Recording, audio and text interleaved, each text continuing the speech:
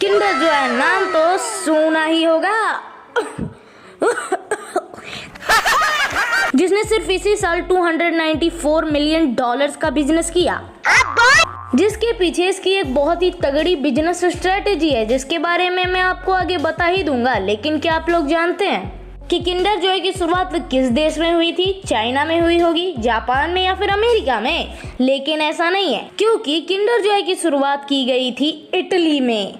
Kinder Joy को band क्या ये हमारे बच्चों के लिए सेफ है? सभी सवालों के जवाब जानेंगे आज के इस वीडियो में, तो बने रहना वीडियो में एंड तक। किंडर जॉय हिस्ट्री, तो आइए जान लेते हैं पीछे की हिस्टोरी को, फिर जानेंगे आगे की स्टोरी को। वैसे किंडर जॉय की तो शुरुआत 2001 में इटली में हुई थी, लेकिन इनमें जो इंग्रेडिएंट्स पड़ते हैं ना, जैसे कि कोको बटर, मिल्क पाउडर, उन सभी की शुरुआत 1946 में ही हुई थी और इसकी खोज करने वाले व्यक्ति का नाम है पीटर फेरेरियस। इसीलिए जिस कंपनी में इसको बनाया जाता है यानी कि किंडर जॉय को, उसका नाम भी फेरेरियस है।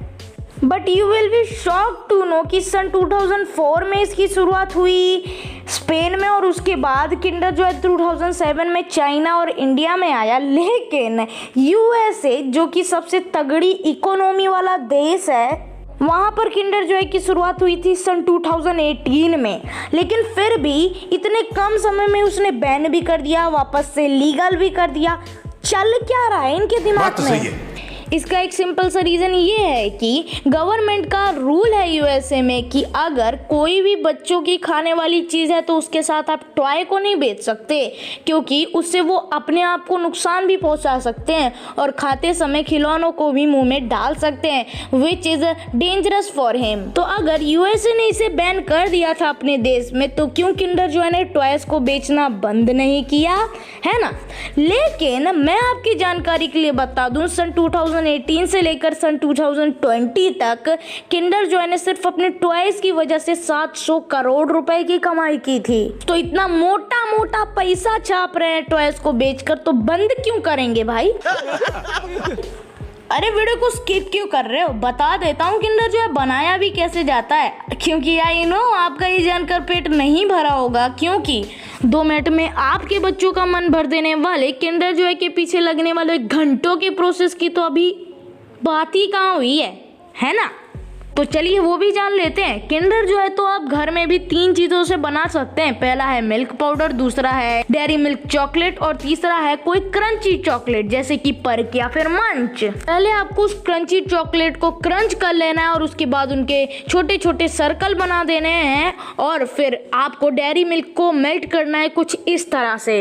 उसको पानी में मत डालने लगना, नहीं तो फिर मुझे मत बोलना ये तो शरबत बन गया। फिर उस मेल्ट की गई चॉकलेट को आपको रख देना है थोड़ी देर ठंडा होने के लिए, लेकिन ये भी याद रखना कि 30 सेकंड से ज़्यादा मत मेल्ट करना।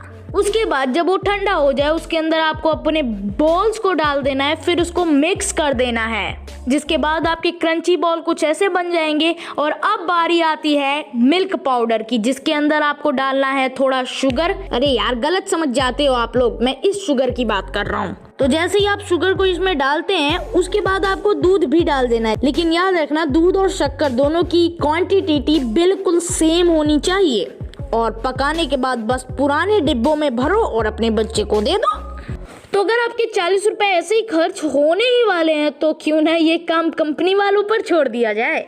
तो कंपनी में इसका प्रोसेस थोड़ा सा अलग है। सबसे पहले हमें लेना होगा कोको पाउडर और उसके बाद मिल्क पाउडर। मिल्क पाउडर नहीं समझे, वही जिससे आप बच्चों के लिए पानी वाला दूध बना देते हो। और उसके बाद शुगर। इन सभी को मिक्स किया जाता है लगभग 1 घंटे के लिए, फिर आपका व्हाइट चॉकलेट तैयार हो जाता है। अब बारी आती है हार्ड चॉकलेट बॉल्स की। तो सबसे पहले हार्ड चॉकलेट बॉल्स लिए जाते हैं, जिन्हें एक किल्टर में डाला जाता है जो कि धीरे धीरे घूमता है। फिर उसके अंदर थोड़ी देर बाद थिक चॉकलेट पेस्ट को डाला जाता है और पूरे 2 घंटे के लिए ऐसे ही धीरे धीरे घूमने दिया जाता है, जिसके बाद आपके बॉल्स भी तैयार हो जाते हैं। अब बारी है पैकिंग की। पैकिंग करने के लिए सबसे पहले एक हाफ एग में डाला जाता है व्हाइट चॉकलेट, फिर हार्ड चॉकलेट बॉल्स को डाला जाता है, फिर उस हाफ एग को रैप कर दिया जाता है। उसके ऊपर हाफ एग को डाला जाता है, जिसके अंदर आपके टॉयज रहते हैं। फिर इसको सीलिंग मशीन में डालकर सील कर दिया जाता है। लेकिन अभी तक कंपनी ने 99.99% ही काम किया है। अभी 0.1% काम बाकी है जिसको आपको करना है, किंडर जॉय को खाना है। लेकिन बच्चों के लिए किंडर जॉय को बनाने में इतना मेहनत करती हैं कंपनियां, तो क्या वो हमारे बच्चों के लिए सेफ होता है? ये तो बहुत बड़ा क्वेश्चन है, लेकिन इसका आंसर आपको मिल जाएगा। अगर आपका आंसर है नहीं तो आप आधे सही हो, और अगर आपका आंसर है हाँ तो भी आप आधे सही हो। क्योंकि अगर आपका बच्चा महीने में 4 से 5 बार किंडर जॉय को खाता है सेफ, लेकिन अगर आपका बच्चा डेली किंडर जॉय खाता है तो वो उसके लिए खतरनाक साबित हो सकता है। क्योंकि किंडर जॉय के जो चॉकलेट होते हैं ना, वो 20 ग्राम होते हैं और 20 ग्राम में 11 ग्राम शुगर होता है, मतलब 50 डेज के अंदर आधा किलो चीनी से भी ज्यादा। अब बात करते हैं बिजनेस स्ट्रेटेजी की। इस साल दिवाली पर हमें इतने बड़े बड़े किंडर जॉय मिलते थे।